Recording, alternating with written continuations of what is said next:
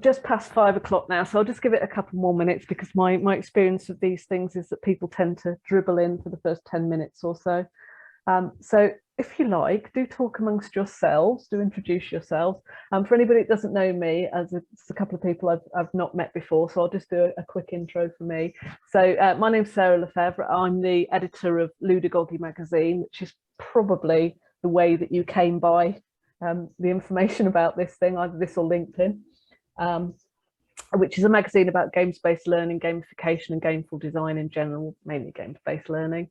And I hope to do about 2 or 3 of these kind of sessions each month. So the idea being that people within the Ludagogy community, including me in this case, because this is my game, get to share the work they're working on and maybe come by a few ideas, do a bit of brainstorming with peers and so on. So that's the idea behind that. So if anybody else wants to introduce themselves to the group, do go ahead.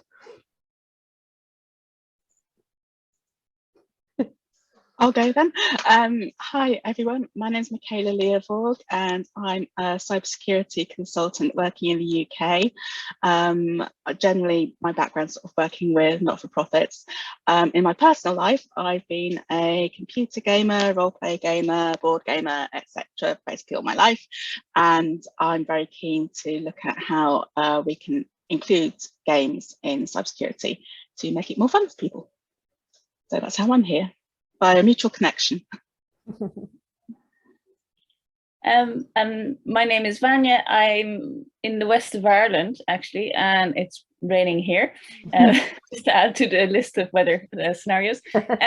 I came upon this through Eventbrite because I am an artist that researches mycology and anything fungi related. So I'm coming at this from a very, so you can call me the guinea pig. I am not a big gamer. I might make lots of mistakes and, ruin your game. But I am, I'm just fascinated by how we use fungi and how mycelium networks, system thinking, all that kind of stuff comes into play when we think about ecology and, just about anything. So that's my angle. Yeah.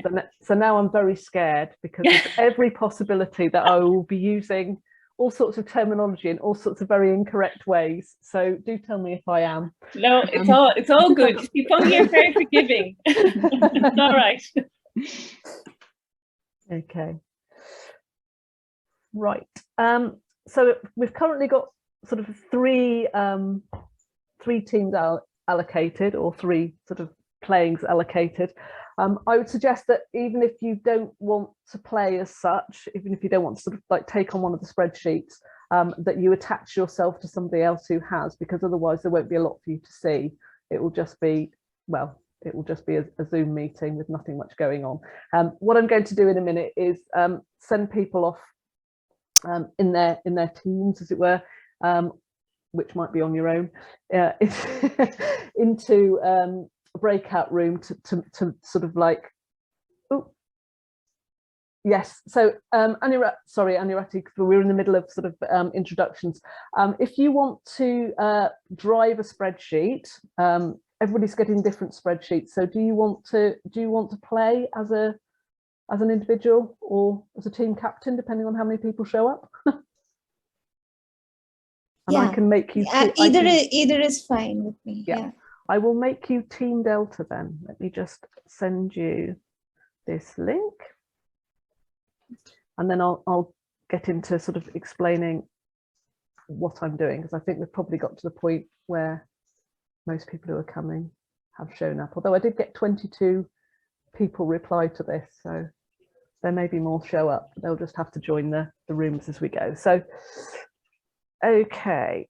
So just to sort of give you a bit of background and to tell you what I'm after achieving this afternoon. So first of all, thank you very much for your time. Thank you very much for showing up after work hours and all that. It's really, really, really good of you. So, and now I can't actually see the screen that I'm trying to read off. Sometimes Zoom is a bit of a pain. So this afternoon, I want to play a version of this game that I've designed, that I've set up in Google Sheets, one of the things that I've identified while I've been sort of like working through the process of coming up with this game is that it's going to be relatively simple to create very, very different game experiences and thus very, very different learning experiences by very, very simple tweaks in what goes on. So what I want to do initially, because this is the first playtest, is play a really, really kind of simple version of the game.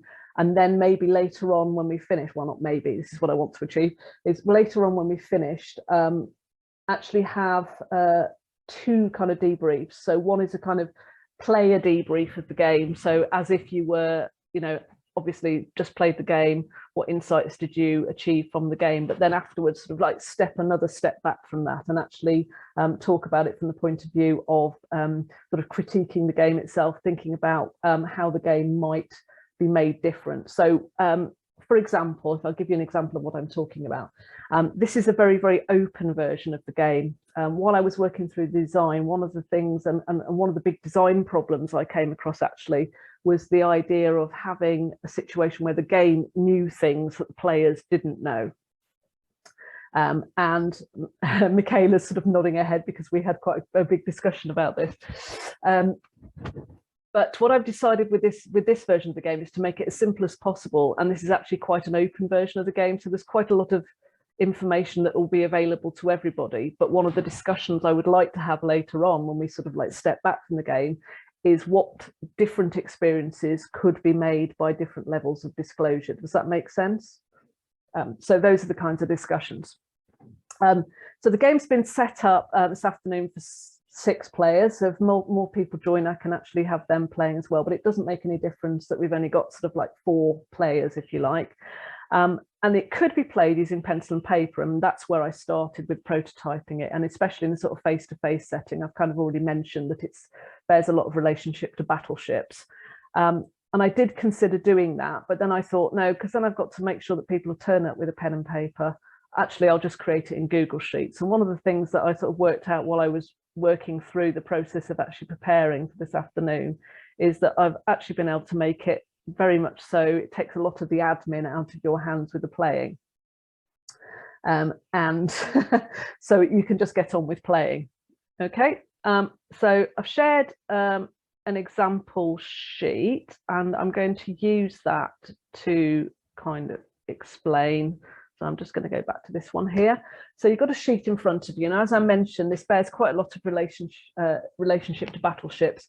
Hands up, who's played battleships? Is anybody not familiar with battleships? Okay, so everybody I can see is saying that's okay. Just shout up if you're not, because I'm not actually seeing everybody who's in the meeting, but that's fine. I think there was somebody who didn't, I think. So maybe if you could just explain it. Hi. Yeah, I've not played. Okay. So in the game of battleships, it's basically a game whereby there are 2 players are playing opposite each other. They're both playing with a 10 by 10 grid. And effectively, they're trying to find objects, in this case, ships that the other player has hidden. So the way you play it is that you basically take turns giving coordinates from a grid, and you either miss or hit one of the objects that your opponent has hidden. Does that make sense? So to a certain extent, it's kind of a bit like that. And at the moment, what you're seeing here is a sample grid. So you've all got a grid. So those of you that haven't sort of volunteered to pay, you won't have a grid apart from you're looking at this one. But we'll go into breakout rooms in a minute. You'll be joining somebody else. So what is on those grids is pretty much what you're seeing in front of you, and all that you've got on your grid is the location of your mushroom. And this is where Vanya is going to sort of like go, this is all nonsense, because obviously this isn't the way that mushrooms really work. But if you imagine that this is kind of the origin of your mushroom is where we're seeing G here. This G doesn't bear any relationship to where any of the other mushrooms are, by the way. And that is kind of like your origin point, your original sort of mushroom location, if you like. And what you're going to be doing, well, initially in the game, what you're going to be doing is you're going to be putting out hyphae. So in other words, you'll be going to be growing from that original point. And again, I know that's not how mushrooms work. Sorry, I'm going to be apologising all the way through about this now. In fact, I'm going to stop. Okay, so if you imagine that I make moves, and what I'm doing is basically groping around in the world. So I might want to move one step in that direction. So with the grids that you have with you now, this is basically what you're going to be doing initially, is you're going to be moving out into the world, putting out feelers into the world, and you can record what you're doing on your grid, much in the way that I've done here. So I'll just explain the green area and the yellow area. So I mentioned earlier that I've taken some of the admin out off your hands. The yellow areas on your grids, you don't need to edit those. In fact, if I've set it up properly, you won't be able to edit them. What you will be getting in there is information from me. And I'll explain a little bit how the game works in a minute. Okay, so what you're doing in the green area is you are recording your own moves and information that you gather as you're moving through the game. It's one of these things that when we start to play it, it will become a lot clearer. So to explain, yeah, G stands for golf. Every team has their own letter. That's quite right, Kelly. Yeah. Okay, so golf is just the example. There is no golf in the game. This is completely disconnected from the game. So although you've got, I think it's 14 by 14 grid, one thing to remember about this grid is it's not flat. So the best way I can say to describe this is it's joined at both edges. So if, for example, I move north from the most northerly point, I will come up there. Does that make sense to everybody? Yeah. And equally, if I go west from here, I will end up, and now I've got to move my chat box, otherwise I won't be able to do that, over here. So it's kind of like it goes round in both ways. Okay. Right. Okay, so that kind of explains the grids, but I need to explain what the game is now. So in this game, you are both yourselves, but you are also mushrooms. And this game was originally inspired by the idea that mushrooms can communicate with each other. It was an article I read in The Guardian about mushrooms being able to communicate with each other via electrical impulses and having a vocabulary, as they put it, of up to 50 words. So I went, there's a game in this. And I thought about the idea of what happens if you lived in a world where there were only 50 words. What would those 50 words be? And I started to think a little bit about what words mean. So words in this context, in this game, they have two purposes, if you like. They are for communicating with other mushrooms. So telling other mushrooms and asking other mushrooms things that you want them to know and things that you want from them. But also words have a value in that if you don't have a word for something, you don't have the concept of the thing. So if, for example, if you don't have a word for the colour blue, you can't think about the colour blue or discuss the colour blue or have any concept of the colour blue in any way. And actually I read something about the ancient Greeks didn't have a word for blue, and that's why you never find the word blue in any Greek poetry, and they talk about wine-coloured seas, and apparently they couldn't actually perceive blue because they didn't have the word for it, which is very, very interesting stuff. So this is a game of cultural negotiation. But initially you start out trying to find the other mushrooms in the world and also finding food sources. And the reason you need to find food sources is because the food sources allow you to do stuff in the world. So I'm going to go to instructions. You should each have instructions on your grid as well. So the first thing you need to do to prepare to play is, as a team, decide on the words, or if you're playing as an individual, decide on the words that you want to introduce to the community, to the sort of system we're living in. There's only going to be 50 of those, and the game will end once those 50 have been decided on. Actually, we only have to decide on 48 because we already understand the words yes and no. Those are already spoken for. So really the process of this game is trying to decide on another 48 words. Each, we play in turns. Each turn, each mushroom may make one move.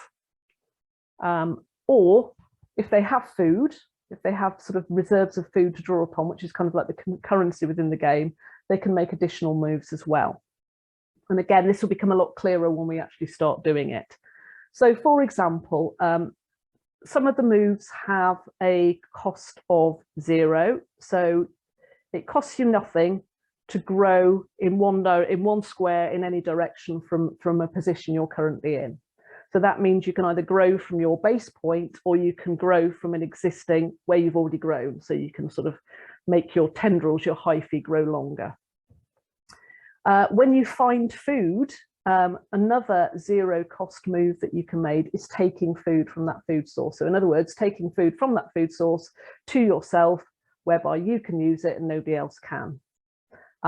And you can actually take as much food as you like from a food source until it is exhausted. When you find food, initially, a virgin food source, if you like, will have 10 food in it. And if you want to, you can, the next move that you want is you can siphon all of that 10 food away and just keep it all for yourself. Or you can take some of it and leave some of it for others, or whatever. Once you're connected, so what will happen as you move your hyphae out into the world is you will make connections with other things in the world. You will find food, or you will find other mushrooms, or you will find the hyphae of other mushrooms. Once you are connected, once you're connected to another mushroom, either by having found its starting point or finding one of its hyphae, you can then send food, send words, or receive food and receive words from another mushroom. Okay, once you've found food, as I've already talked about, you can take that food to yourself. Okay, shout up if this isn't making any sense, anybody, because I may be describing this all in the wrong order. Can I just check my understanding of the take food? Did you say you can literally, if it had 10 food, you could either take all 10 in one turn, or would it be 10 turns to deplete it? No, you could take as much, so you can take as much food as you like out of that source. So you could take 1 food, you could take 3 food, you could take all 10. Okay. Yeah. I have a master sheet, which I'm not going to show you for obvious reasons. My master sheet has the locations of all the mushrooms in the world and all the food sources. And you will tell me, well, you'll tell everybody what your move is going to be on your turn. I will put it on the master sheet, and then I will be able to tell you, oh, you've bumped into some food, or oh, you've bumped into this mushroom. And you will be able to make your next move based on that when it comes around. But yes, if you want to, you can find food and just go, right, I'm having all of that. It doesn't take you 10 moves to do that. And it's also free to take food. Where was I? So,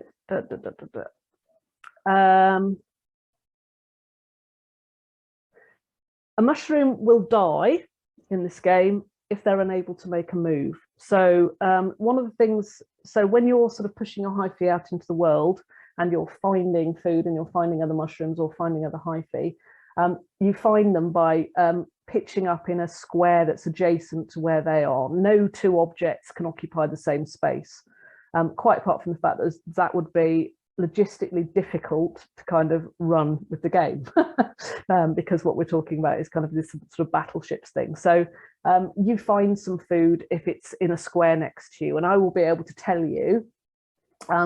If you think about how I'm going to communicate with you in terms of where things are, we're just going to use compass points. So if you move your hyphae into a square and I say to you, for example, you found food to the north, that tells you that that food is the square above where you've just pushed your hyphae into. Does that make sense? Or I could say it's to the southwest or the northeast or whatever. Is everybody happy with that? Sorry, me again. So in terms of the words we understand, directions also are already known then? North, south, east, west, etc. Yeah, those are words already known. We don't need to find those. So if you imagine Okay, so that's an interesting question. That was sort of one thing I was going to sort of put into the discussion at the end, the difference between player communication and mushroom communication. But okay, so I would say north, south, east, and west are understood by players, but they're not understood by mushrooms. Okay. So yeah.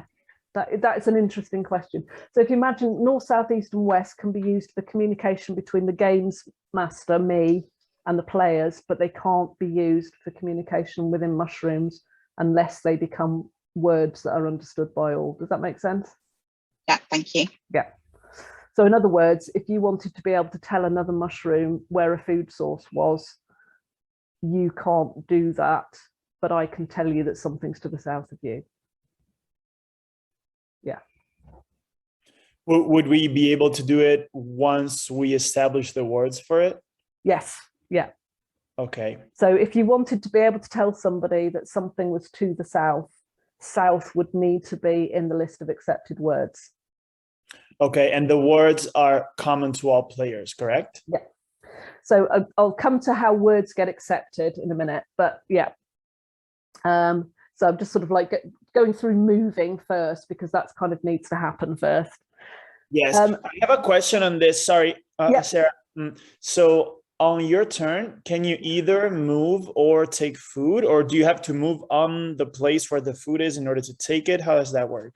So you connect with the food. Well, you connect with anything by being in a place adjacent to it. So let me just show you on here.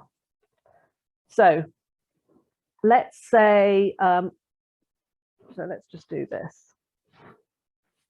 So let's say there's a mushroom, there's another mushroom. Let's say mushroom E is over here, and mushroom E has done that.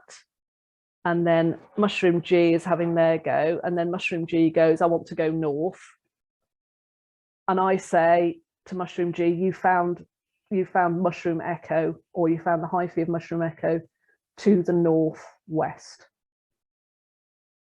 So you're now connected with that mushroom. Nothing can be in the same space. And the reason that can't happen is because that can't happen in a spreadsheet. I can't put both E and G in there. So you are connected as long as you're next to something. Similarly, you know, you could have gone into there, and let's say there's also food there.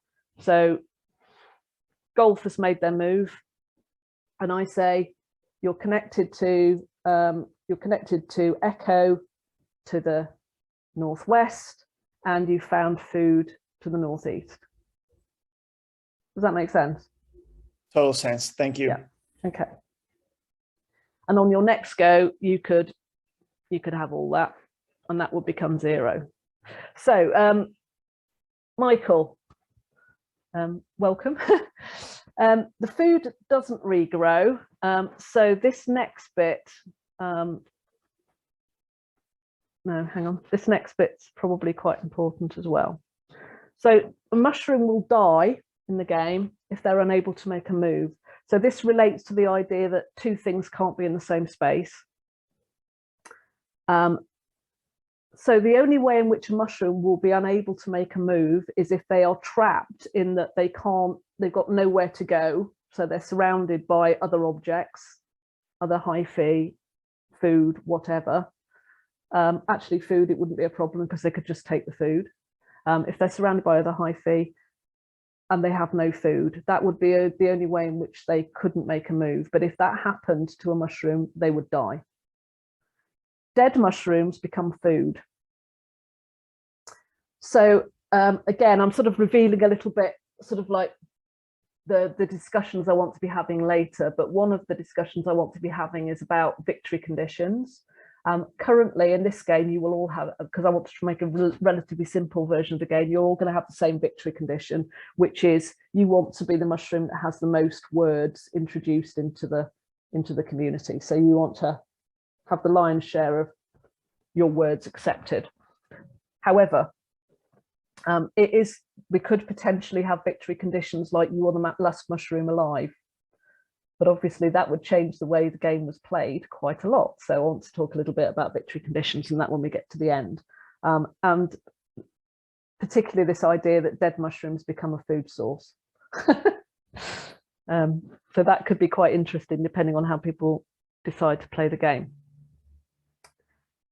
So to talk a little bit about words, so that's kind of like covered the moving around, if you like, and how you bump into other things and how you become connected to things and how you find food. Once you've found food, you can then start to send out your words. So the bit where you're actually trying to get your words accepted. So as soon as you become connected to another mushroom and you have food, you can make this move. You can suggest a word for approval. That word goes for the cost of one food. That goes to every mushroom that you're currently connected to. And as long as all the mushrooms you're currently connected to say yes to that, that word becomes an approved word. So you might get connected with another mushroom before all of the other mushrooms get connected, and you might take your opportunity to get as many words approved between you as you possibly can before the other mushrooms start connecting with each other. Does that make sense? Okay. I'm sorry, could you repeat that? I didn't fully understand. Yeah. So as soon as you are connected with another mushroom, you can start, and you have a food source. So in other words, you're able to pay to do it because it costs energy to send these words. You can suggest a word for approval. So that is your move. You say, here's my word. I want to send that to everybody I'm connected with. And for the cost of one, that will go out to all the mushrooms you're currently connected with. If you're connected with one other mushroom, that's the only mushroom you have to get to agree. If you're connected with 4 other mushrooms, they all have to agree that word is good. And then that word becomes part of the vocabulary of the community. So does it mean that some players may not know some words just because they're not connected when the words are agreed upon? Well, if they're not currently connected, then they won't understand any words at all because they won't be communicating. But so what can happen is those words can get approved before those mushrooms connect. But once those mushrooms connect, they will understand them.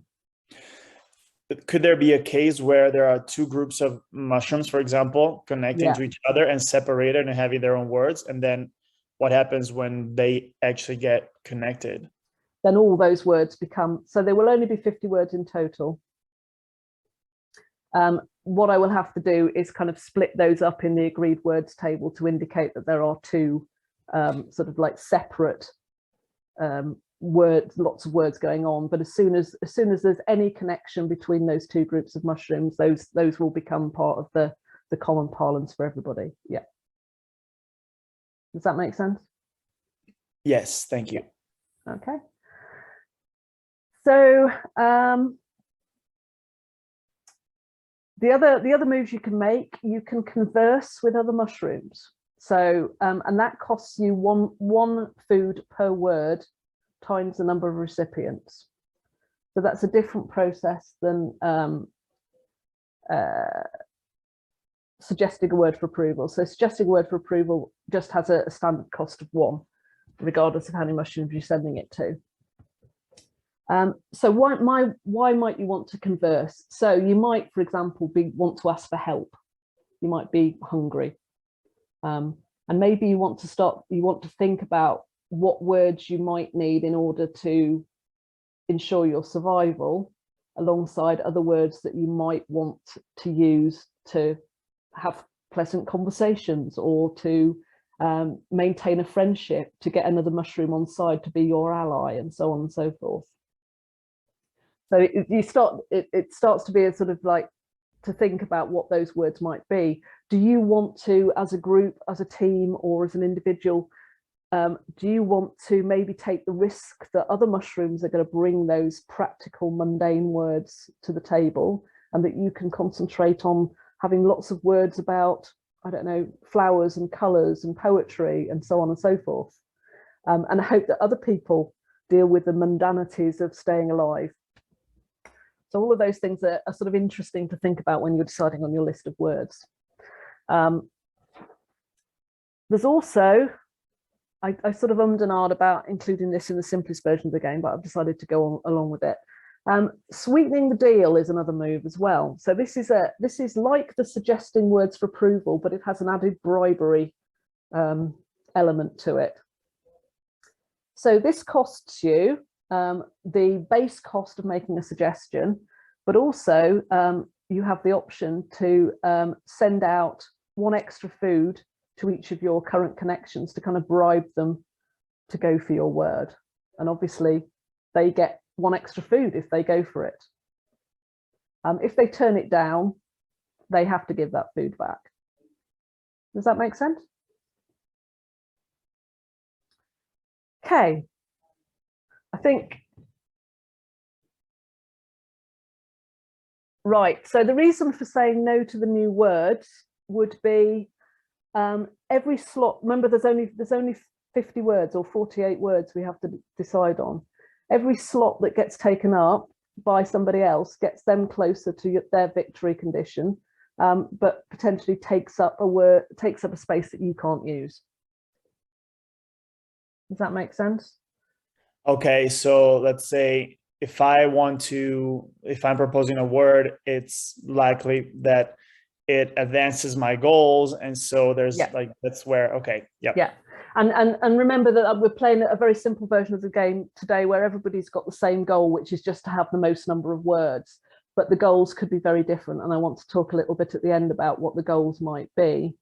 So for example, somebody might have a goal that says, I don't know, it could be something like all the 50% of the words begin with A, or something like that.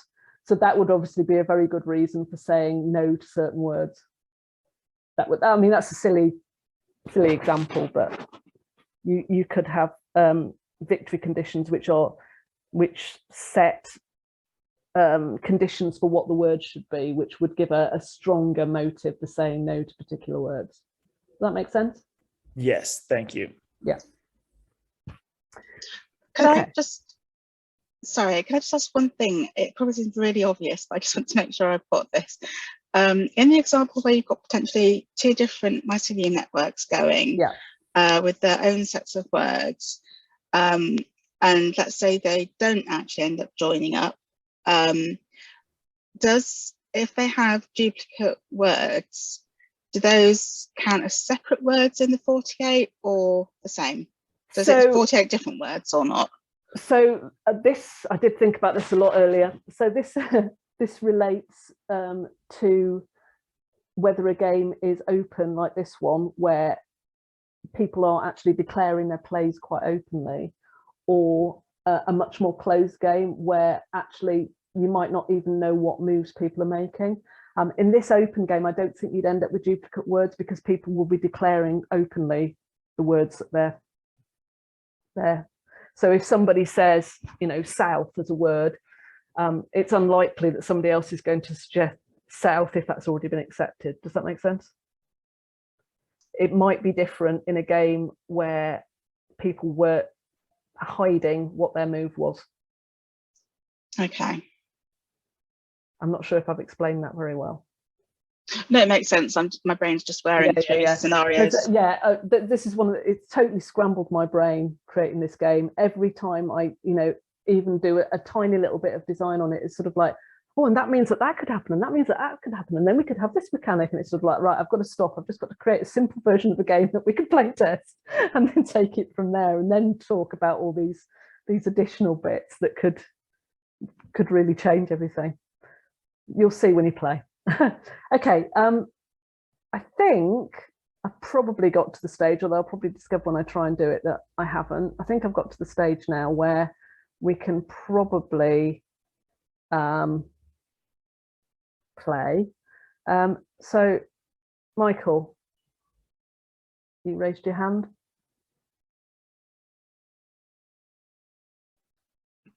I think he had a question also in the chat.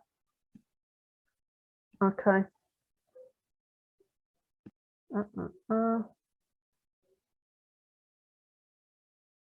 Oh, yeah, right. Okay. Do they have to be English words? No, I don't think so. It could be a made-up word.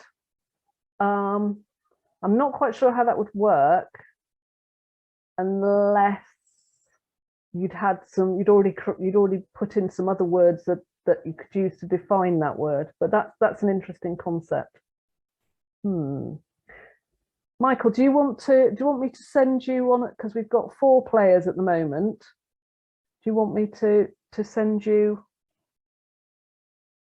one of the things? Do you want to be Team Echo? Or do you want to just join in with one of the other 4?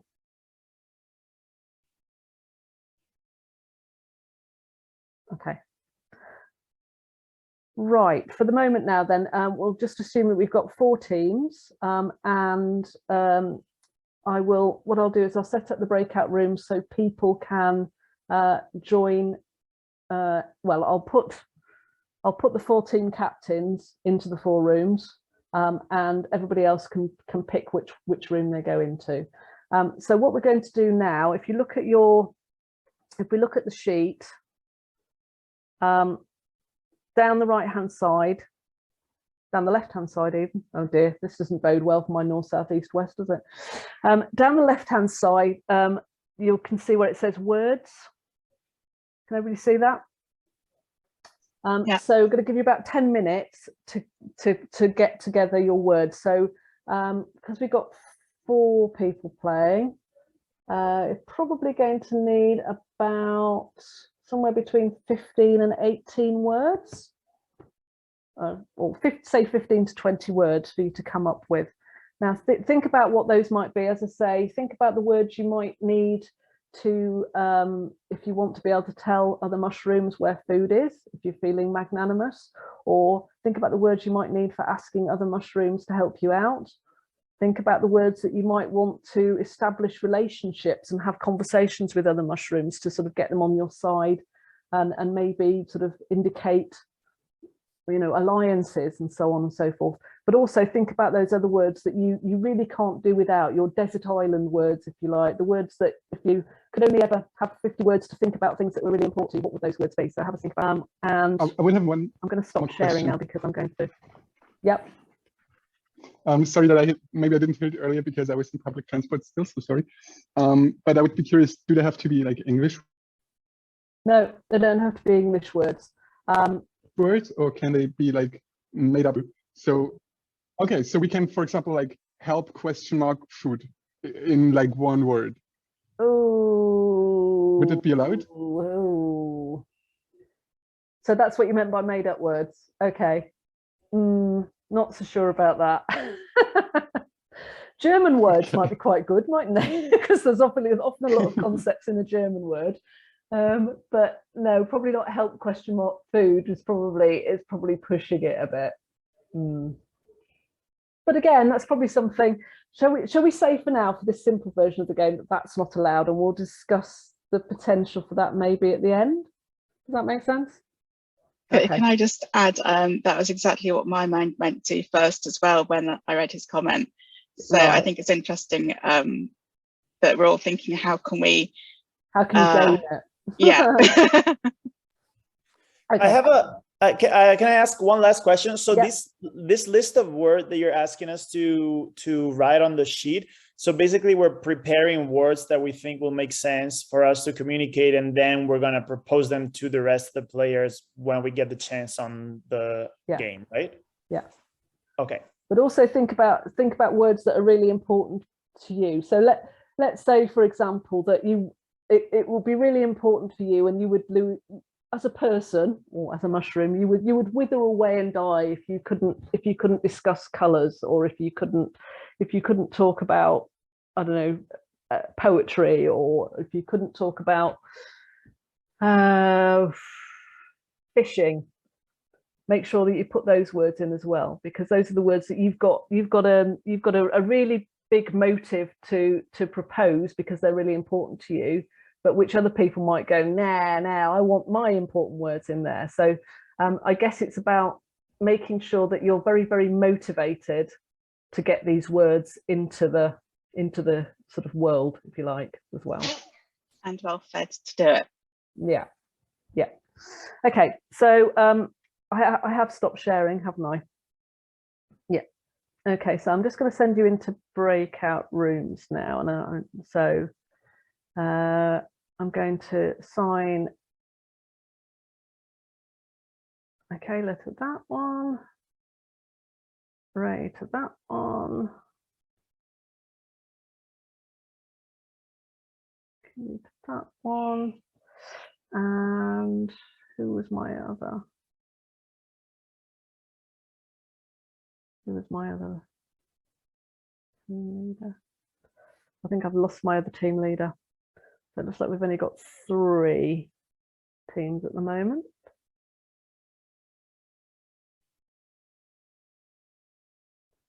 Okay. No, you won't break the game, Michael, that's fine. Right. So Michael and Vanya, you can join either room 1, 2, or 3 as you wish to discuss with words with one of the other people in the room. And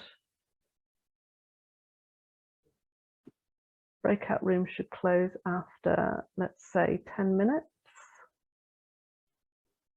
And off you go.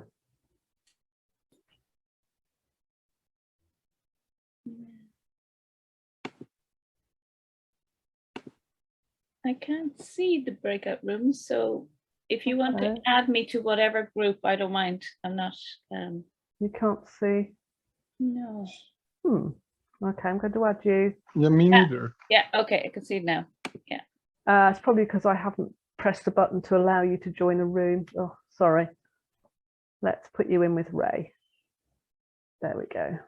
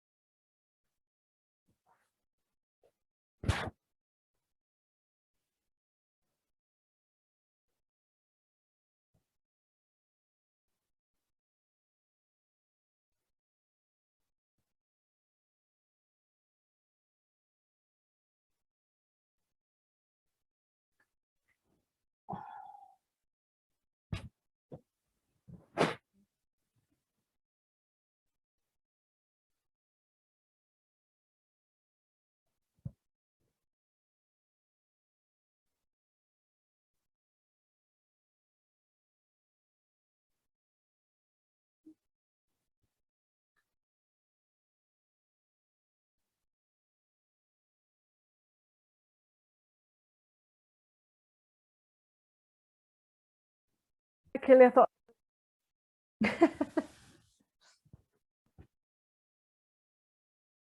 Yeah, you're muted. Sorry. Yeah, so you have no limit, but the suggestion was sort of 15 to 20 with okay. 3 of us playing.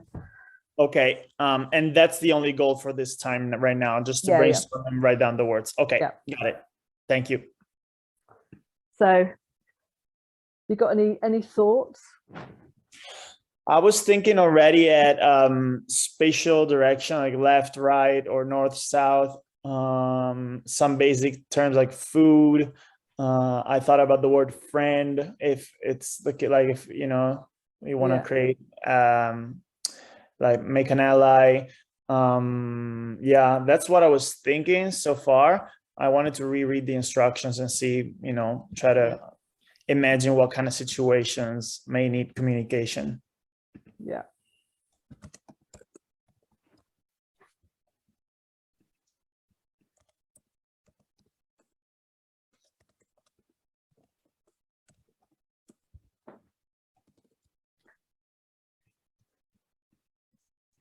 So when we communicate, is it well, let me see. Is it a cost per word? Yeah, 1 per word. Yeah. Okay, it's right there. Yeah. Okay.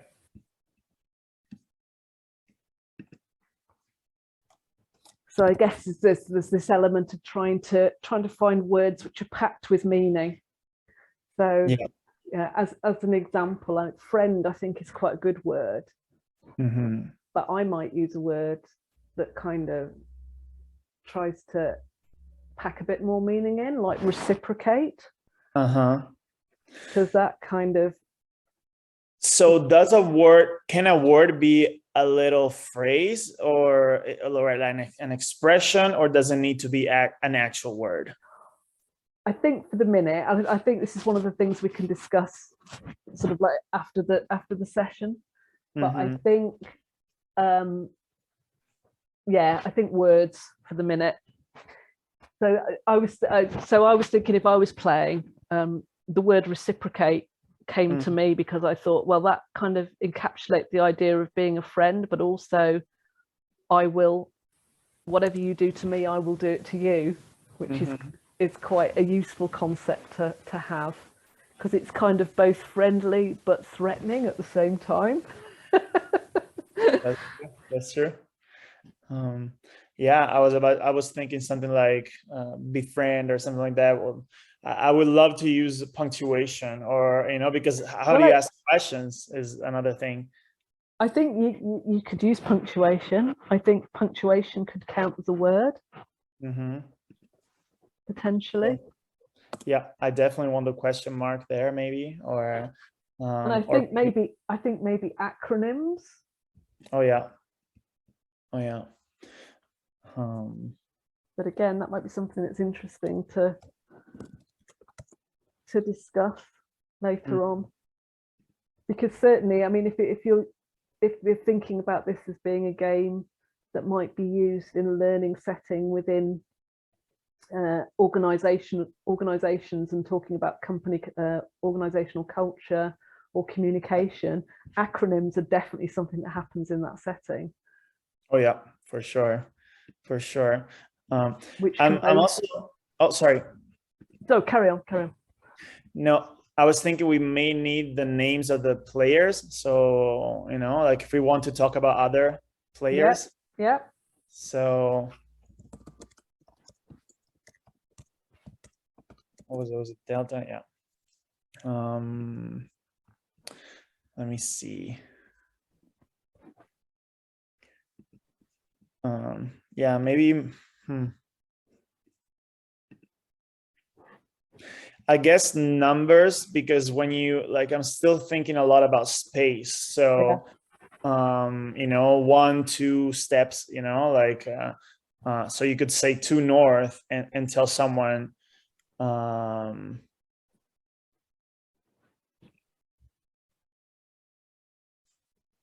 yeah. Let's see.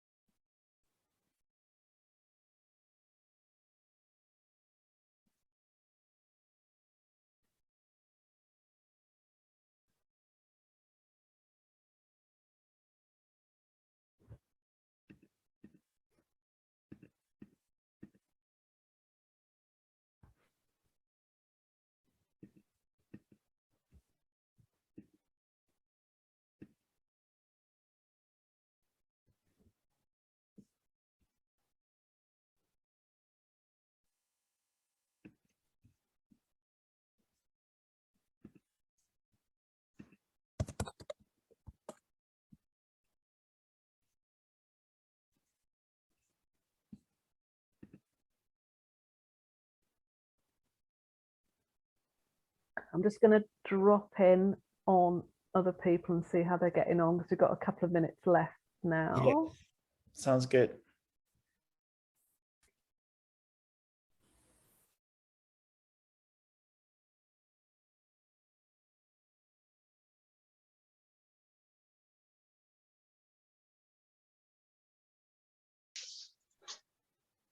Because if we had.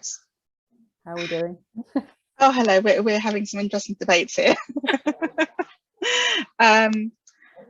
So just going back on your point then, so if we had give more food, that would be the equivalent of the word bribe, wouldn't it, potentially? Yes. Well, it would be demand, I suppose. Is that to get food from people?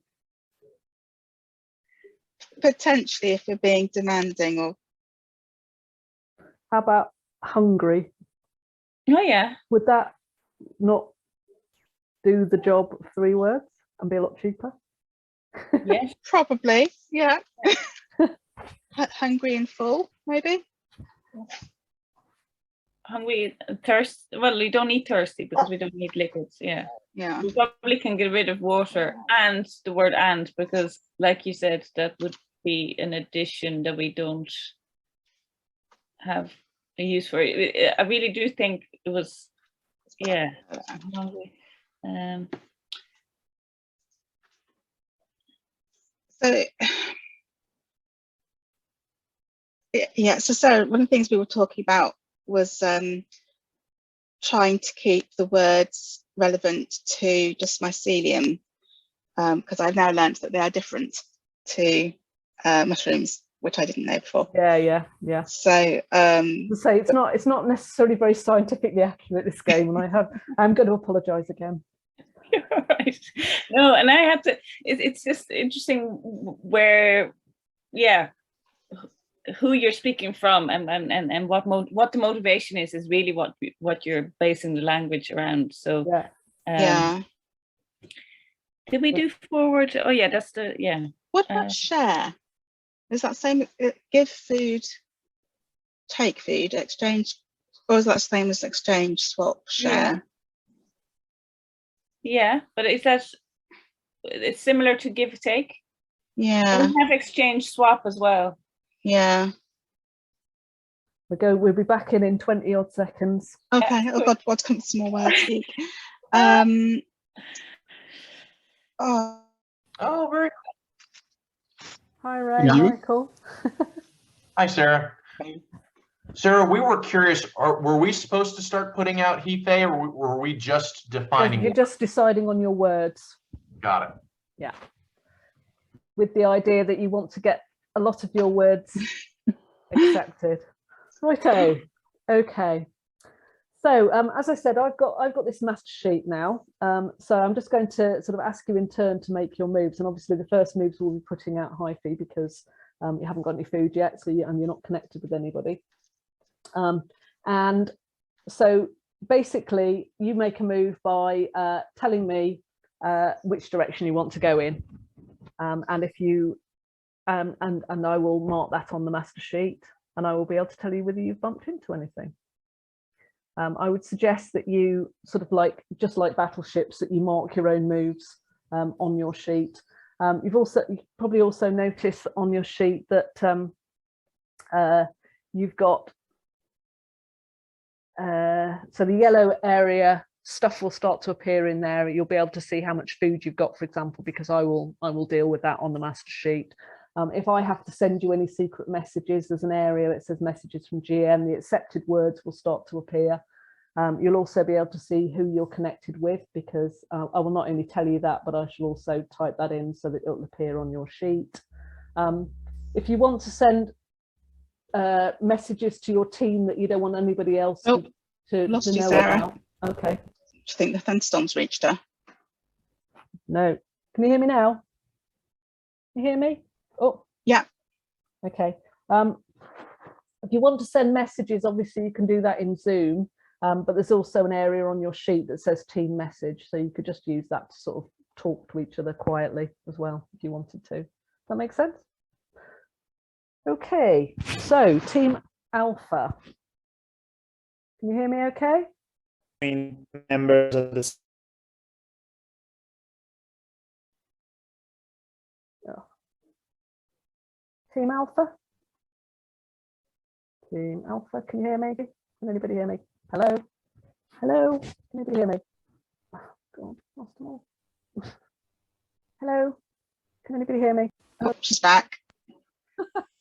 I don't know what happened there. I haven't got a thunderstorm. That's the last thing I heard. Maybe the thunderstorm's reached, but it hasn't.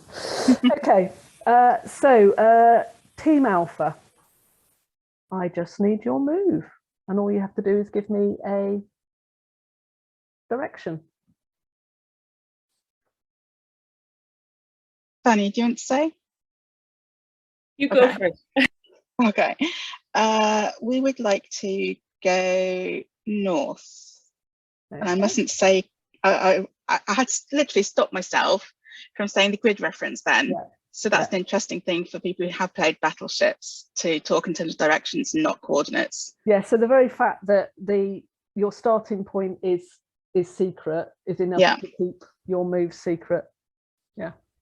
Unless I go and blow it by saying Unless you where go we're and blow going it to. by saying Yeah. where you are, yes. Yeah. Hey guys, unfortunately I have to leave now.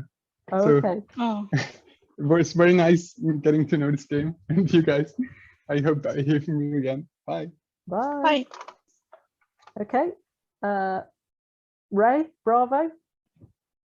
Sarah, are we allowed to move diagonally or is it Yes, solely north, south, east, west? So that's northeast, southwest, etc., etc. Yeah.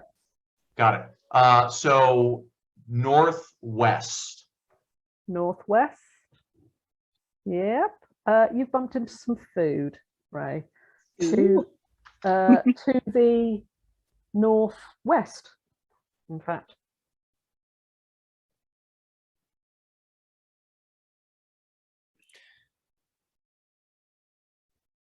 So in this case, he wouldn't openly say what he wants to do with food, but he would text you about what he intends to do with food. Is that correct? Well, no, his next move, unless he has some food already, if he had some food already, he could make another move by paying for another move, but he'll have to wait till his next turn and then he can. And all of these actions would happen like in conversation right now, visibly to everyone? Okay. Yeah.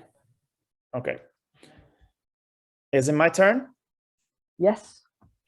All right, I'll move south west. Okay. Nothing's happened. All right. So Team Alpha.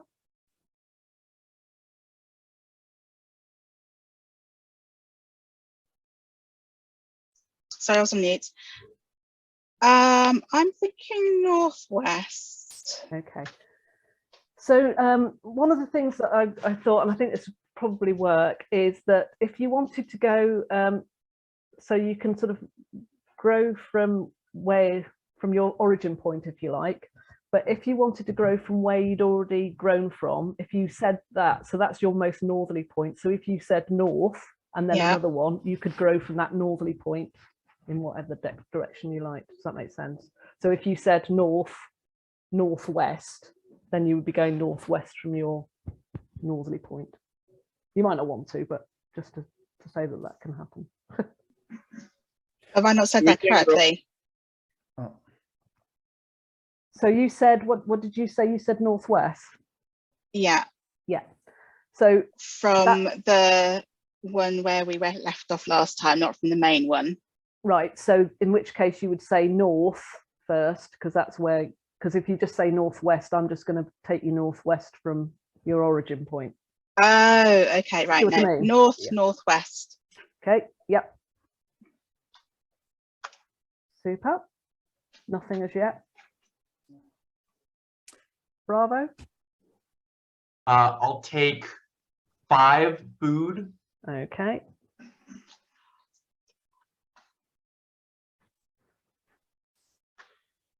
Okay.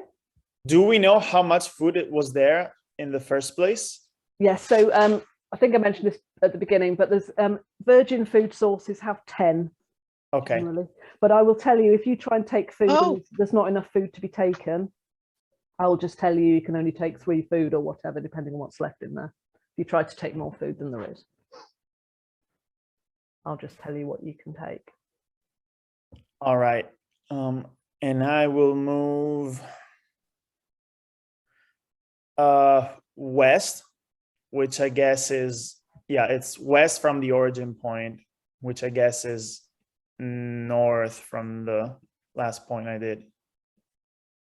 Yes, that's correct. No, nothing yet.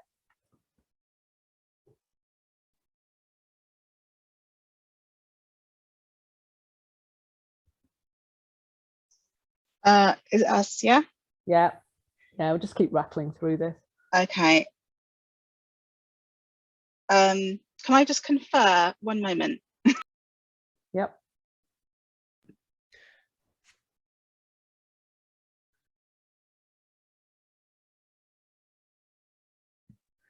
Now I'm confused because I didn't think there was so much strategy at this point. I was just like moving and I was busy moving around.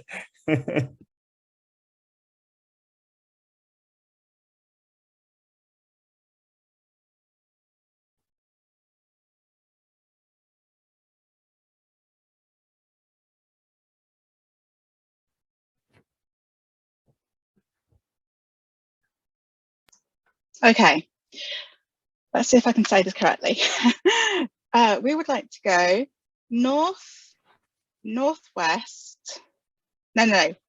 Hold on. You can just say northwest. So that'll be from whatever your furthest point is in that direction, which is what I mean. So you don't have to start again at your origin point and work through the whole.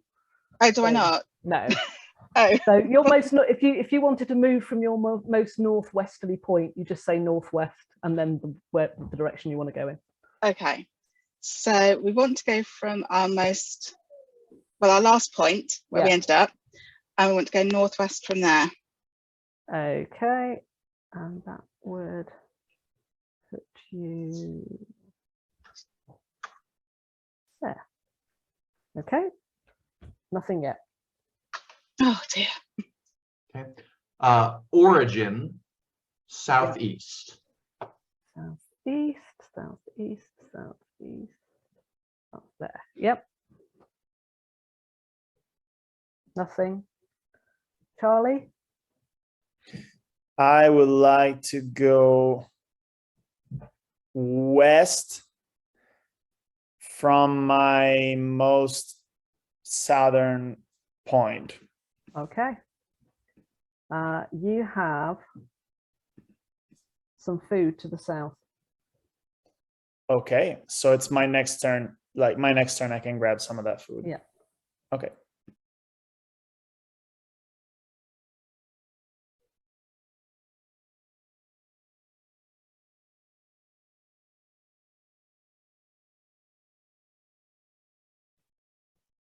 Okay, so Alpha. Could you just have a look at your chat, Sarah? Yep.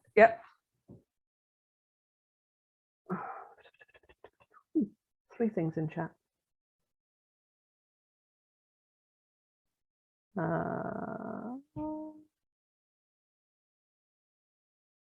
Yeah, you're right. Done. Which one? You should be able to see it now. No, maybe not. Okay. Yes. Let me just reply then.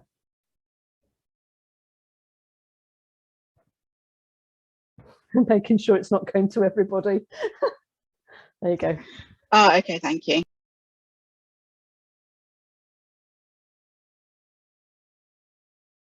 Okay, what I'll do to speed this up, because obviously there's quite a lot of explanation and stuff at the beginning, is I will assume that some of you are connected. We'll do a couple more things and then I'll start connecting people if you've not already done that, so that we can go to the next stage. Okay. Vanya, what direction do you think we should go? Let's go north from where we are. Okay.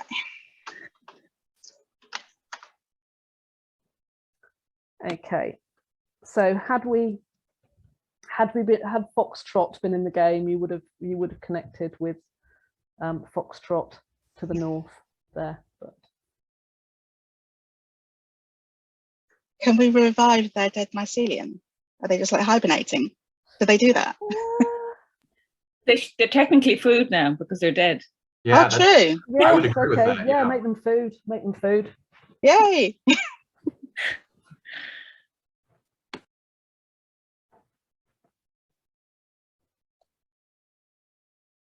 Okay, so Sarah, it's to me. Yep. Sarah, the food that we've connected with, can we branch out Hefe from those, or is that food considered like an obstacle? Yeah, it's a blocker. Got it. That's what I thought. Yeah. So From that's a technical constraint, really, if you think about it, because yeah, no, it makes perfect sense. That's the way spreadsheet grids work. Yeah. So from southeast, Yep. southeast. Southeast, southeast. Okay. You've got some food to the southwest. Got it.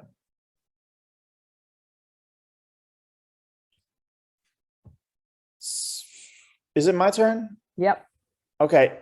So now if I take the food, will it be like, can I move and take the food?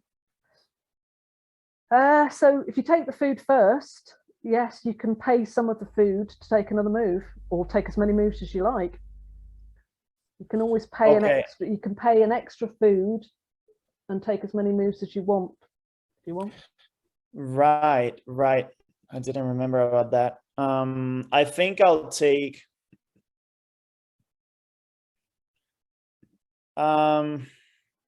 7 Okay.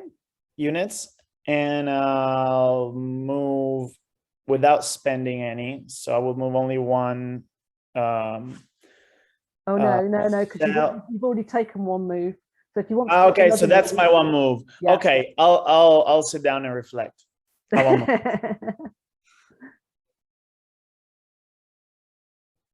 Yeah, once you've got food, it opens things up quite a lot, because you can then start making multiple moves. You said that we would allow foxtrot to become food. Yeah. So I'm guessing we can now take some, although I'm not sure which direction it's in from where we were. So from your last move, it's north. Okay. Foxtrot would be north, or the food source, which foxtrot was. Okay. Foxtrot. So can we move on to that and take some? Or is it 2 separate turns? You just take it, yeah. Just take it from being adjacent. Okay. How much should we take, Vanya? All of it. Oh, 10. We'll have it all. Well, foxtrot don't need it anymore, right? So.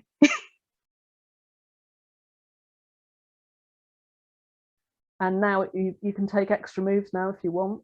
Yeah, and it doesn't have to be in one direction, so you could actually even radiate around you like a mushroom would. Yeah.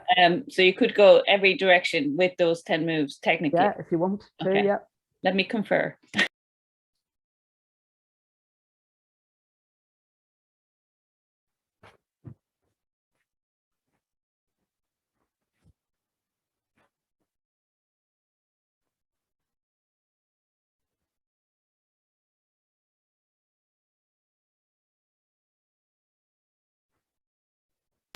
Okay, we would like to go north and northwest from our center point, or from our position now. North, northwest, and west, please. So 3 moves for exchange of 3 points. Okay, so from your origin point, you've already gone north. Yeah, but from that new from that new point, we would like to go north, northwest, and west. Okay. Yeah. North. You can't go north from that new point, because that's where the food is. Oh no, you've taken all the food, haven't you? Yes. So are we? Yeah. So yes, you want to go north, northwest, and northeast west. And west. Yeah. Okay. Yes. Sorry, have I complicated it too much now? No.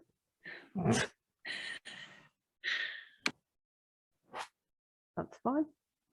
You haven't found anything new.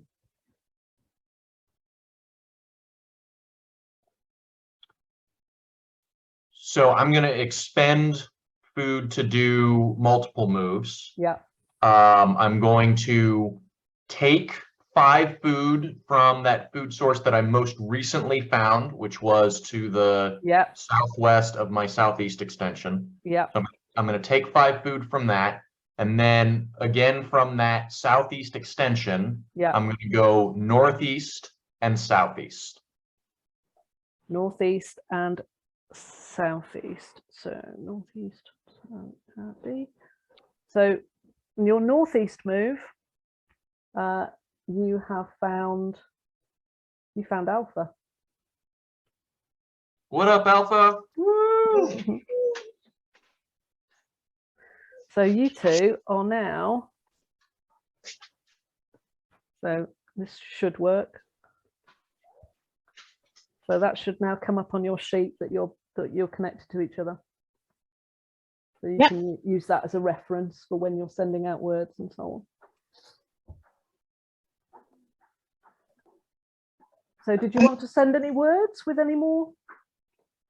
I do. Where do I want to send 4 words. Oh, okay. Where do I put that in team message? No, just tell me what the words are. So the 4 words are north, south, east, and west. Okay. So in order, Alpha, tell me whether you agree to those or not. Yes, sorry, we're agreeing. To all of them? Yeah. Okay. So we don't have to pay food though, right? It's just him. No. Because he's communicating to us. Yeah. Okay.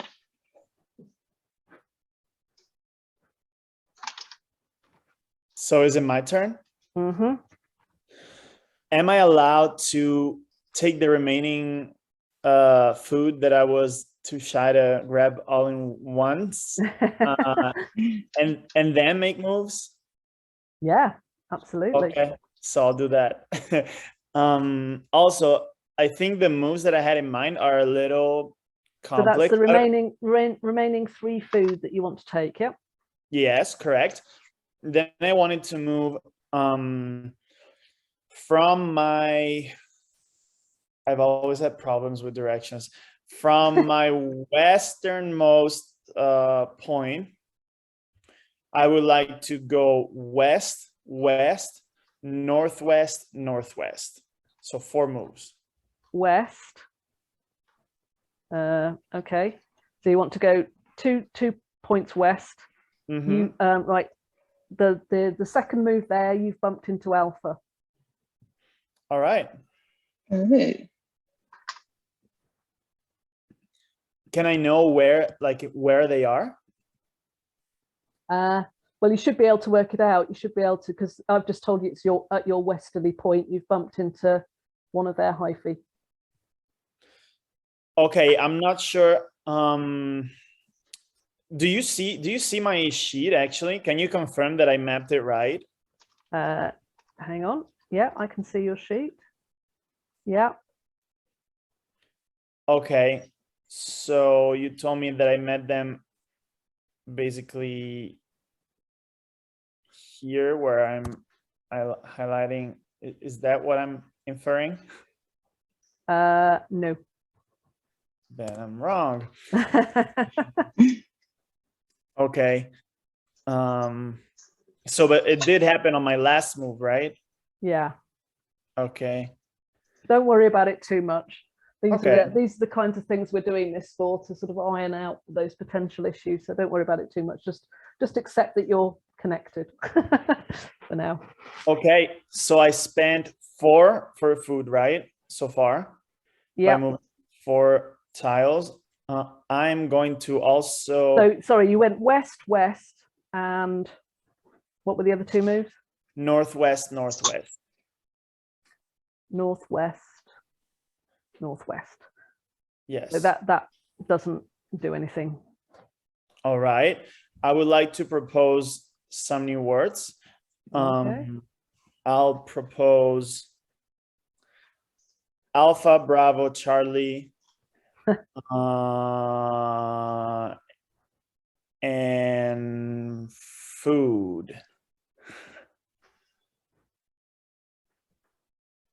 Okay, so it's up to you again, Alpha, because you're the only one that Charlie's connected to. Can they accept some and reject some others? Yep, they can accept and reject them all in turn. Mm-hmm. So and if they accept them, they immediately become also Raymond's accepted words, correct? Yes. Yeah.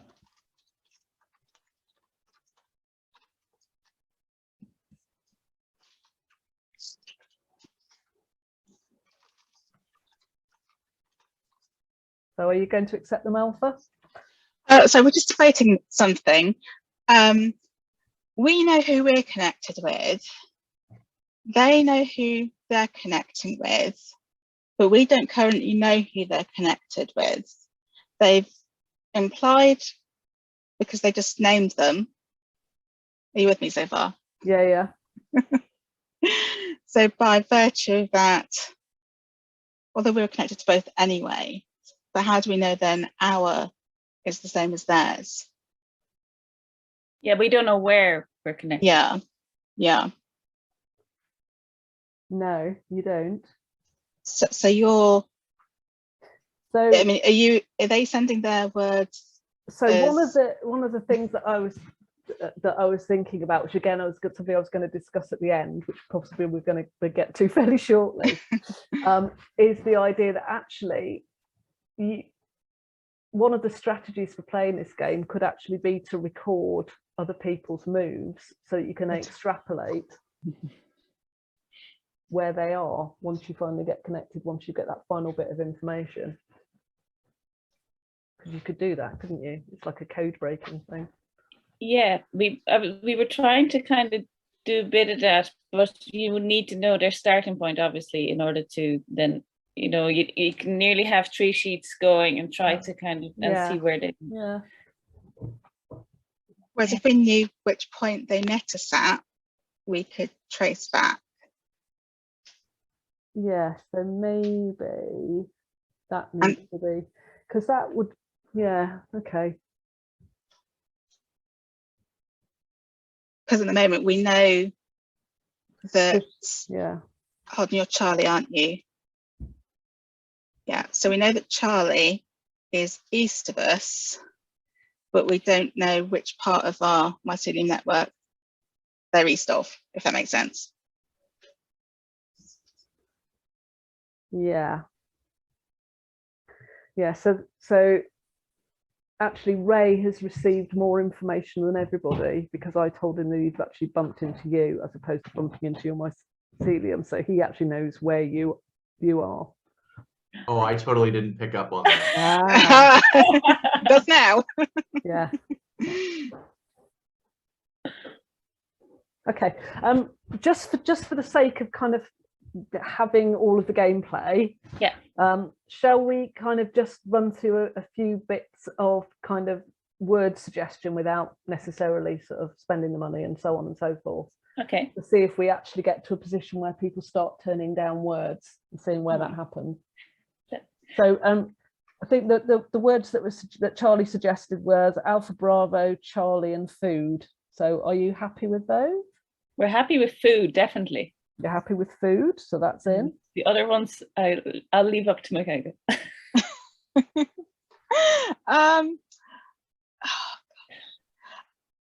I think, shall we accept we're Alpha, you're Charlie, but we don't know what this Bravo you talk about is. We have no concept of a Bravo. Yeah, I guess there's lots and lots of different sort of criteria and strategy you could apply for how you decide what you're going to turn down and what you're going to keep. Future usefulness. The other thing to consider is that words can be resubmitted. I was just going to ask that, actually. Can you bank it, or can you say, can we come back to that? Or so you could turn it down. Pause it, yeah. And there's a number of reasons why you might want to turn it, again, depending on what your win state is. If you turn a word down, you've basically drained somebody else's food source by doing that, and they haven't achieved anything. There's all sorts of little things that come into that. But a word, as I say, a word can be resubmitted, if you like, later on. So you don't necessarily need to accept it the minute it's proposed if you're not sure about its usefulness, or you just want to limit somebody else's number of words they've had accepted or whatever. Yeah, in that case, will we just go with the Alpha and Charlie and leave Bravo out just for the sake of the game? Yeah, so with food, you get 3 out of 4. Not bad. Good. Okay. So It's your turn next, Alpha. Actually, I will limit you to the amount of food you've got. You haven't updated ours, actually. Have I not? No. Sorry. We don't mind spending it.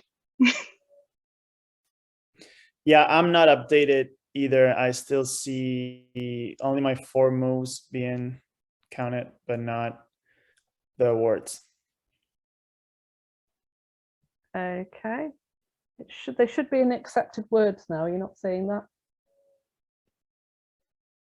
I see the words, but I don't see the food I spent to propose the words. All right. Like I don't see that being decreased in my account. There you go. Okay, we're just conferring.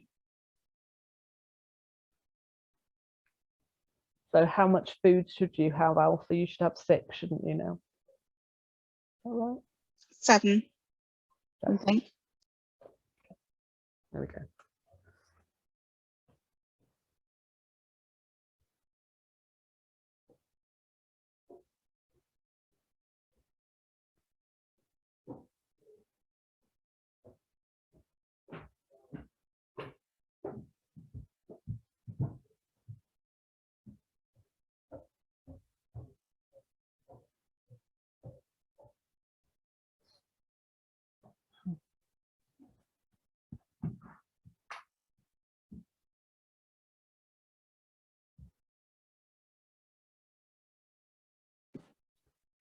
Can I ask for a second? Can we suggest a word from where we are without moving?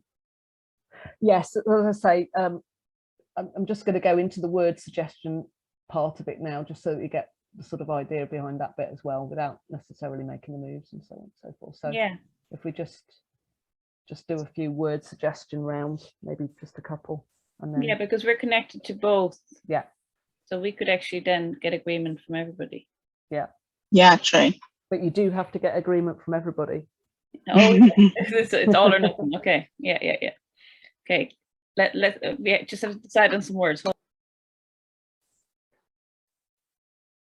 You can see a sheet, can't you? So do you want to just pick the next 4 that haven't been used? Should we spend that much? Because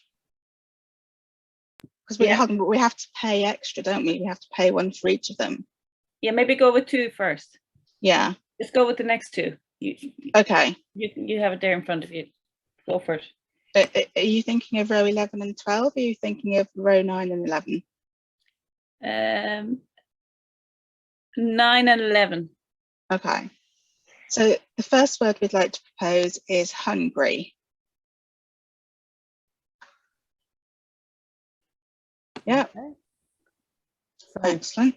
Bravo and Charlie, are you in agreement with the word hungry?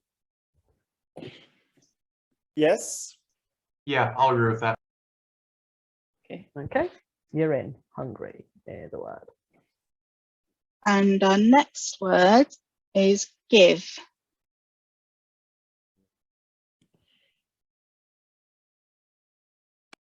Say the word again. Give. Give. Give.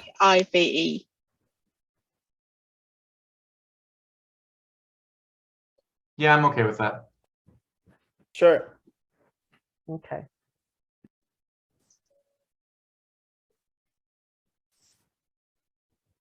Do we want to chance another? Have we got enough left? I think we've got another left. Go for it. Go for it. Take.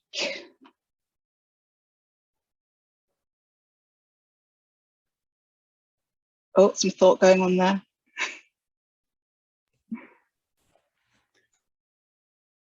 I'm going to say no on that one.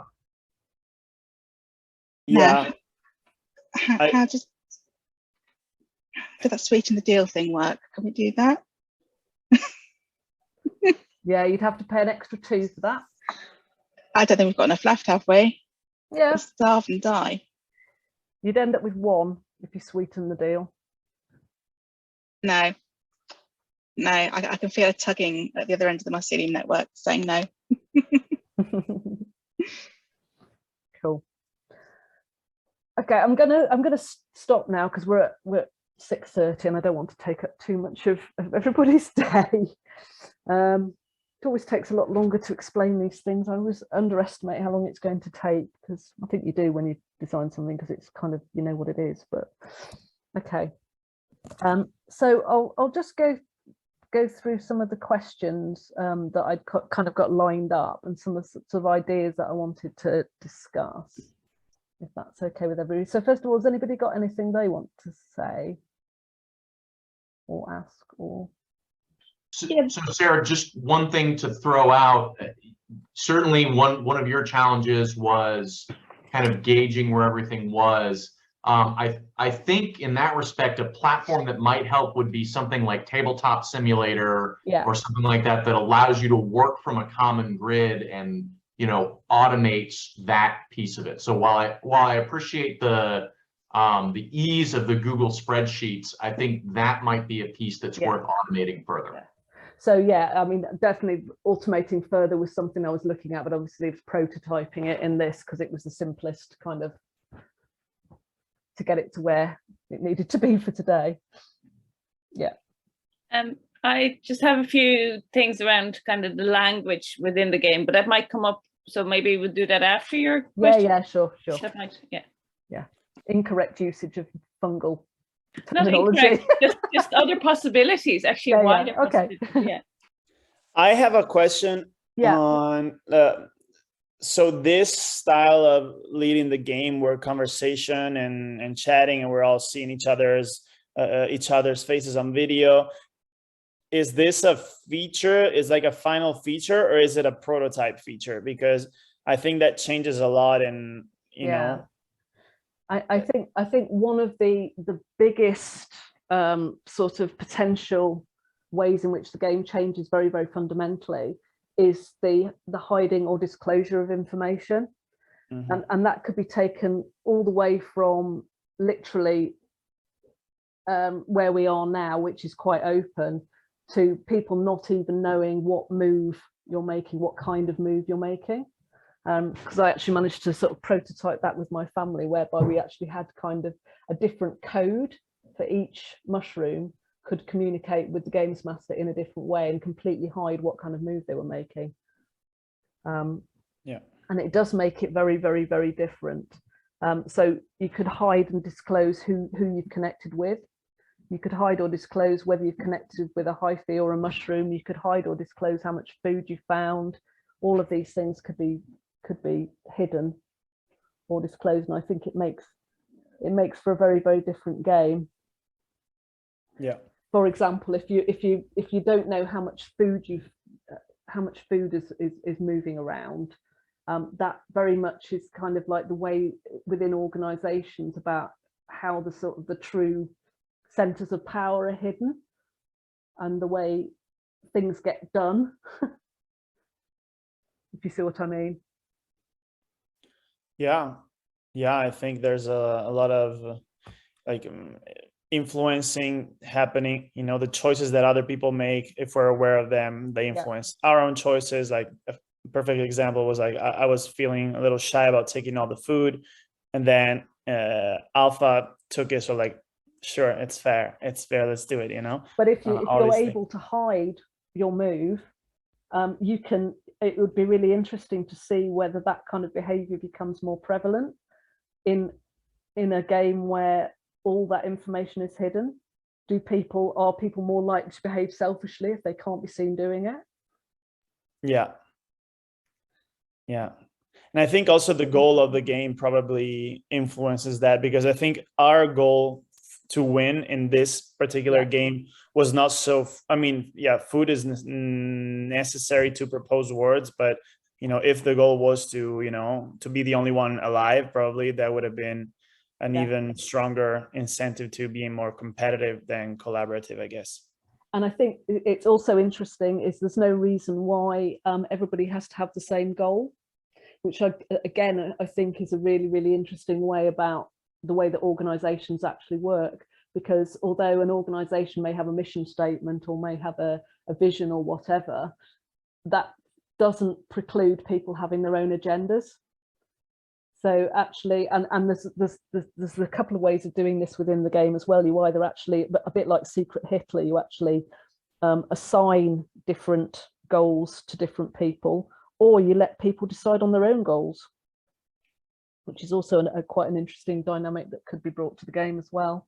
Yeah, and within that, I think it could be really interesting to have the different types of mushrooms, or like even the different genus. So there's, you know, there's parasitic ones, there's ones that specialize in decay, there's others that specialize in communication, and you know, in even that you could group that so that it's not too vast, because it is absolutely massive. So, and others, you know, so like I wouldn't go there, but just in terms of what type of mushroom you or mycelium you are from the start, without the others knowing necessarily, could make for a really interesting exchange.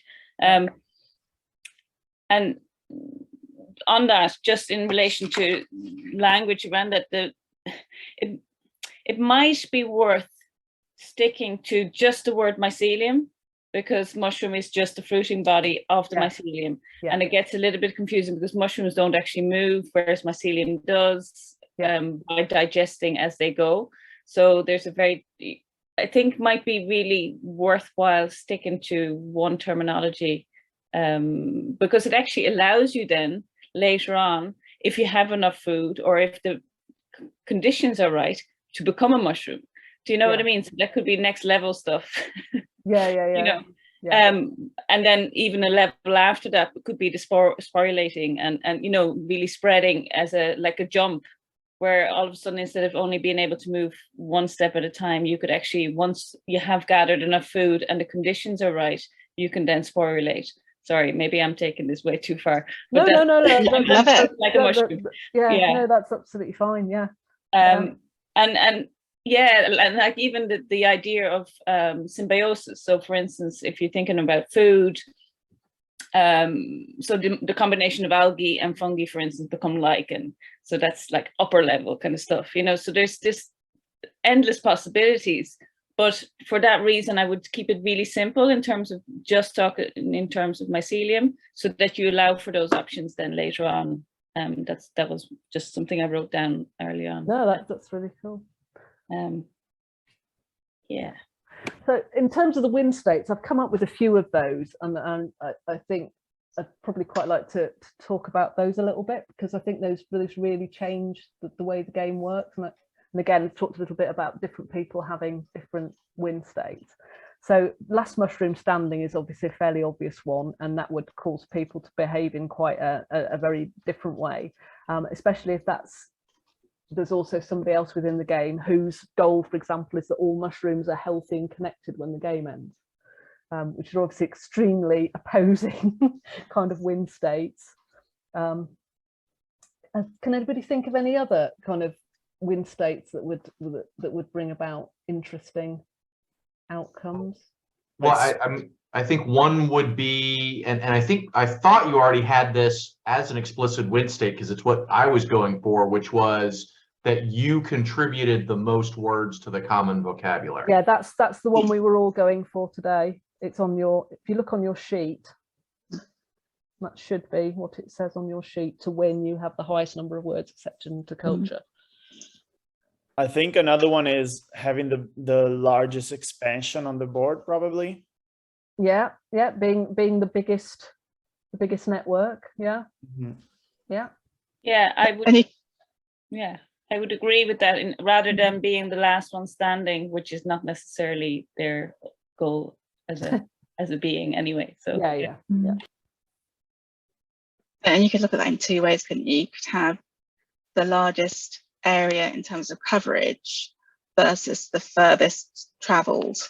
So they potentially could be two different states. I really like Vanya's points about like the fruit and things, because you could potentially have those as like bonus points, and that if you achieve those, that could become a win state in itself potentially. Yeah, achieving fruiting bodies. Yeah. And Sarah, I think you were alluding to this, but I just wanted to make it specific. The idea that different players would have different win states is really interesting to me, instead of everybody having the same one. That you could get into some really fascinating dynamics there. This comes mainly from my deep love of Secret Hitler as a game. Anybody ever played that? Yeah, I don't actually love it. I prefer some other things, but what I was going to say in terms of, I agree about the different objectives. So Lords of Waterdeep, for example, again, everyone having different objectives allows for different types of gameplay. So yeah. What else have I got on my list of questions? Which could also lead to different food sources or different conditions, but like it really does build in a lot of complications. So maybe that's something worth thinking about later on. Just to mention, I can't remember, Vanya, I think you said you didn't play any games really, but we were discussing, this is why we had a short word list, because I was sort of learning about all this stuff. And you're talking about the importance of humidity. And just thinking in games like Terraforming Mars, you've got how you measure the environment. And so that could potentially be something that you spend food to influence the environment around you, maybe. I don't know. Yeah. So yeah, again, that sort of comes into the win state. So there's definitely room, I think, for sort of driving altruistic behaviors through certain win states and driving selfish behaviors through other win states, and sort of dealing with the tension between those two and looking at that from an organizational perspective as well. And I think it can be done really, really simply, because it literally is just changing the win states, isn't it? Would give those lots and lots of different dynamics on there. So one question I did want to ask, which is quite a big one, is the connection stage of the game. Is the connection stage of the game necessary at all? Because I'm kind of seeing that the connection stage of the game, what that does currently is it kind of randomizes the speed at which people connect and whether and sort of randomizes who finds food sources and how quickly they find food sources. But does it add anything? Does the actual sort of like the moving around bit add anything, or could that be achieved in another way? Does it add fun? I personally thought it worked well. Okay. I think you could feel a little bit of frustration as you were reaching out and you weren't finding anything, and then you still weren't, and so I think it kind of heightens the tension a little bit, and especially if you can't hear or see the other players, I think it could be really effective in ratcheting up the tension, so that when you do make a connection, now you're really kind of amped up and you know, kind of desperate to get anything agreed to. Yeah, I think another thing that it does as well is if there is some way of kind of bringing in a certain code breaking element to it, which you get with battleships, where, you know, once, because of certain rules, once you found a ship, you can then sort of like rule out lots of other possibilities of where you should go to and all the rest of it. So I think there's certainly if you could bring in an element of that, I think it brings in some fun, but also I think there's also sort of learnings to be had around the way information moves around and the way that you can be privy to things or not privy to things, and how that kind of gives you more power or more influence within a system. I think. Oh, sorry. Who's going? You go. Oh, yeah. No, I was thinking probably maybe it's, you know, how far we got into the test. For me, it wasn't really clear what the benefits of cooperation were, and you know, I feel like, for example, you know, the communication part, I still can't quite envision how that would work and how that would advantage the player. That's the part where I still have a question mark.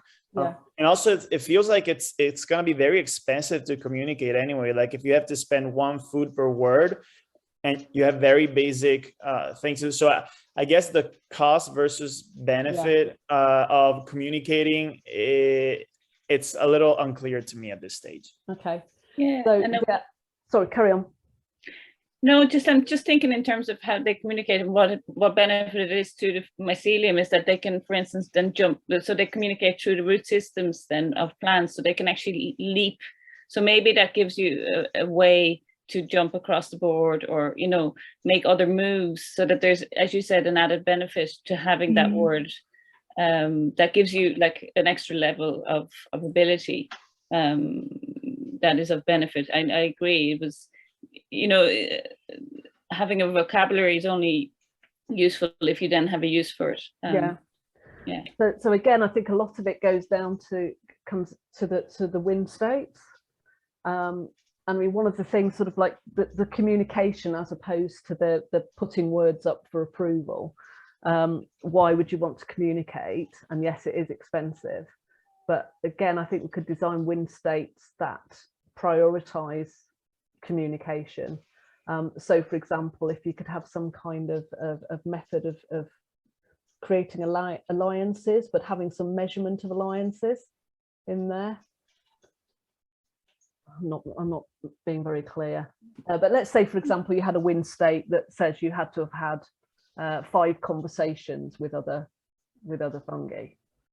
That would obviously be a win state that prioritizes this quite expensive activity. But also, if it's in some way created relationships, I think that would be more. If the more times you talk to somebody, the deeper the relationship you have is with them, and that gives you some kind of benefit as well. And a lot of the talk and the actions has been around progressing and food and things like that, but there's also dangers that might be nice then to, like, for instance, there's a reason to communicate if there's danger, the same way plants do through chemical reactions, so that, for instance, if somebody knows that there's a slug on the way, that they can warn you that they, attack, happened in the southwest corner or something like that. That's interesting. I hadn't thought about adding hazards. Yeah, adding hazards might be interesting. I know it's getting very complicated very quick. It's a very complex. Well, it doesn't have to be. To get complex, you don't need to add much, do you? There's emergent complexity in spades, isn't there? I mean, even with just, having food and other mushrooms, it's already quite complex. There is a lot of this emergent complexity, and just moving small parameters around by, say, for example, increasing the amount of food that's available or decreasing the amount of food that's available. I mean, if you drastically decrease the amount of food that's available, then there's advantages in the rules we've got at the moment in letting other mushrooms die and become food sources, isn't there? Which is driving very, very different behaviour from if there's plentiful food and there's advantages in creating alliances and relationships. But sorry, go on. I was just going to say, my concern with having players play anything that actually gets killed off is, the whole player elimination aspect then doesn't become fun. So if you do include that, think about ways that they could still participate in the game, still continue within the game. And the other thing I was going to say, like I mentioned the slug being a hazard, but it can also be a vehicle for transporting spores. So there's also ways of it becoming a benefit if you know where that slug is, for instance, that if you are in the mood to sporulate, that you can actually head in that direction and aim for that to carry you further. Because and that kind of adds then that idea of something not just being a threat, but can also become a benefit depending on where you are. An opportunity. Which really like that. So there's lots of stuff around that within organisational culture, isn't there? Recognising a threat and kind of being able to have the mindset to turn that into an opportunity.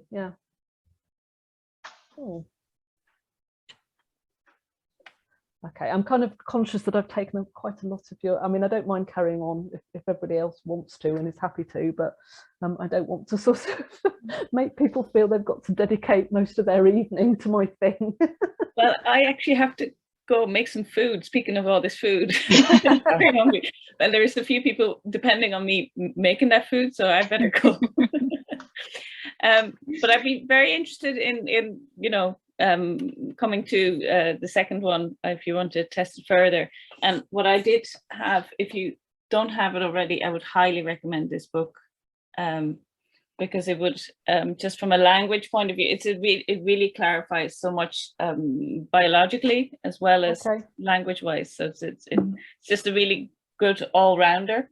It's from Kew Gardens. It's a great, and they're one of the few places to have a fungarium. So if you want a road trip. Thank you very much, and have a lovely day, everybody. Thank you, everybody, and yeah, I will keep you in touch with the next stages of what happens with this. Thank you. Thanks a lot. Bye-bye. Bye, everybody. Bye.